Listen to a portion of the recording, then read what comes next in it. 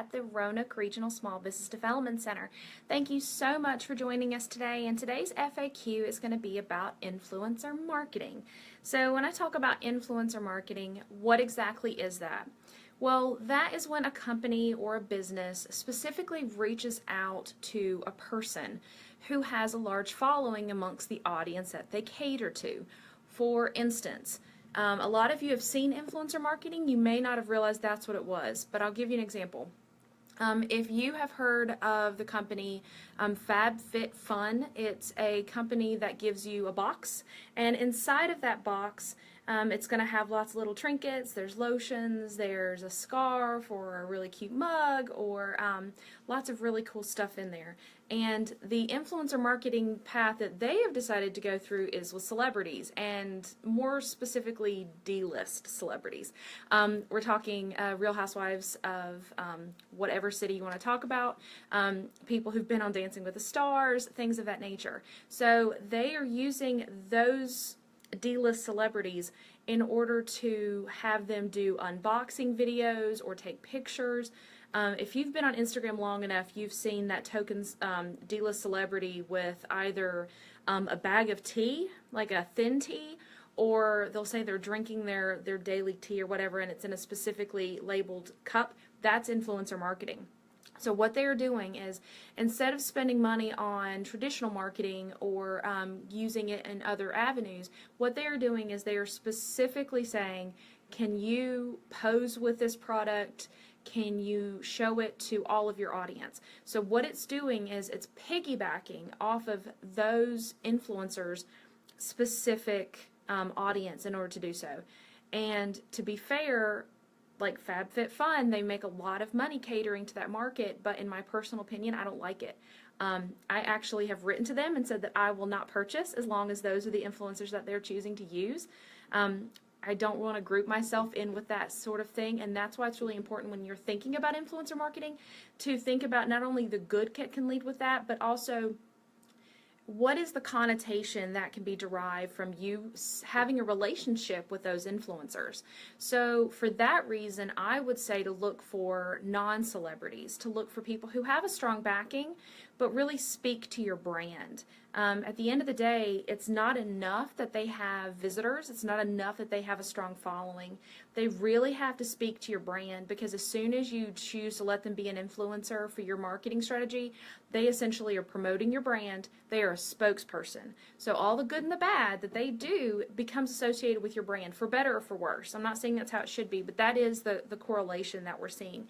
So there's a couple companies as well as websites where you can find influencers. You can go to influence.co or influence.co, and influencers are able to create a profile on there like they would for Freelancer or Upwork. And basically what they do is they upload links to all of their social media channels, and it ranks them based on specific keywords that they have a lot of followers for, keywords that their content specific to, and so you'll be able to actually search for people who using the keywords. And then you also have a filter where you can actually have a slide gauge where you can choose and say, I only want to see influencers that have over 1 million followers for these keywords, or less. It really depends. So it always goes back to those keywords that we've been talking about before. So influence.co is great. I'd also go to IZEA.com. It's IZEA, and that's actually a software company. So you're gonna have to pay for them to let you connect with those influencers, and that's the same too with tapinfluence.com. I would definitely look at all three of those to really see, is there anybody that kind of reaches out to you for possible influencers to connect with. You're going to see influencers across Facebook, YouTube, and Instagram, and depending on your market, it really is, depending on where your audience is, that's where you're going to want the influencer to push. But I'll be honest with you, the best influencer marketing I'm seeing is on Instagram. It's a lot less pushy, it's a strong visual, so it tends to be a bit more aesthetically pleasing, and it's not as pushy. I love an unboxing video. I absolutely love them, because if I'm going to purchase something, I want to be able to know and see what people have to offer. And I've seen a lot of people do this well. there are a lot of companies that are essentially turning their brand ambassadors into influencers. And in my honest opinion, that's where influencer marketing should be heading. There's a lot of companies that if a spokesperson if it's a celebrity that I've seen, I'm going to tell you right now, the first thing I think is, instead of spending millions of dollars on that spokesperson, you could have lowered your prices for me and my friends to buy your product. So I'm not the only one that thinks that way. I'm not.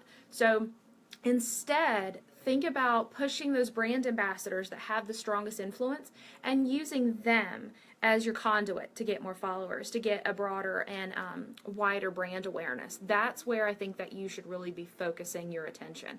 So like I said, I've seen it on YouTube and Facebook and Instagram. It's everywhere, but I just think it's done in a better way, and it's not as obvious on Instagram. I really don't like obvious promotions on Instagram, so or anywhere for that matter. So really think about what sort of message you're trying to push across, as well as who you want situated and connected with your company. Because anytime you bring in an influencer, whether you like it or not, as soon as they start pushing your brand, they are associated with your brand, for better or for worse. So really think about that. And like I said, I'm sure FabFitFun's doing great without my money, but I know I'm not the only one that's choosing not to pick that product purely because of the influencers that they're choosing.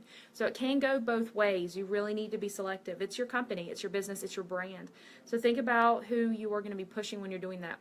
And if you don't want to go to those 3 sites that I mentioned, honestly, go out there. Who are you following on Facebook? Who are you following on YouTube and Twitter and Instagram? Who are you connecting with? Who do you really like? You like their content, you like their message, you like how they're promoting themselves. And see, is there anyone there that has a really strong audience, that has an audience that's very similar to who you want to cater to? Feel free to reach out to them. There are other ways to create this bond. You don't just have to immediately send them a private message in order to get in contact. What I love to do for our Twitter at the SBDC is, there are a lot of influencers out there specifically for social media that I absolutely adore. Social media is changing every day, so we can all learn from each other. So there's a lot of social media influencers that I specifically pay attention to, and I share their tweets, I share their information, because I know that it's good for the people who follow me. It's quality content. If there's anything I can tell you, is that you alone are not the only one that creates quality content. You need to share other people's ideas. There's some great content out there that I've not created, that I had nothing to do with, and I'm going to share it. And over time, we've added a lot of followers on our Twitter purely, and we're established people in the social media marketing realm, and it is purely because I have shared their content. I have been positive about their content. I have basically pushed their awareness. I've been a brand ambassador for them so that more people can see what valuable content they have. And in return, over time, I would say half of them have followed us back. They've written us. They've said thanks. They've engaged with us. They've created a dialogue and created that relationship with us. And that's something that your business can do too.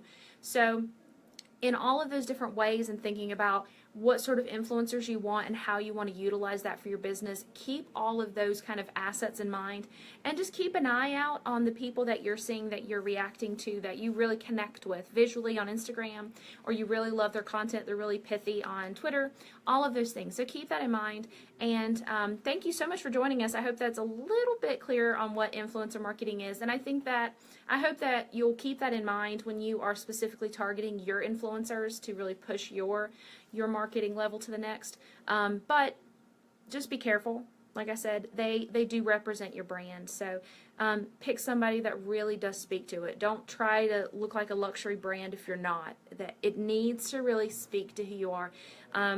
So till next week, I will see you later. I hope you guys have a great week. Feel free to send me comments down here.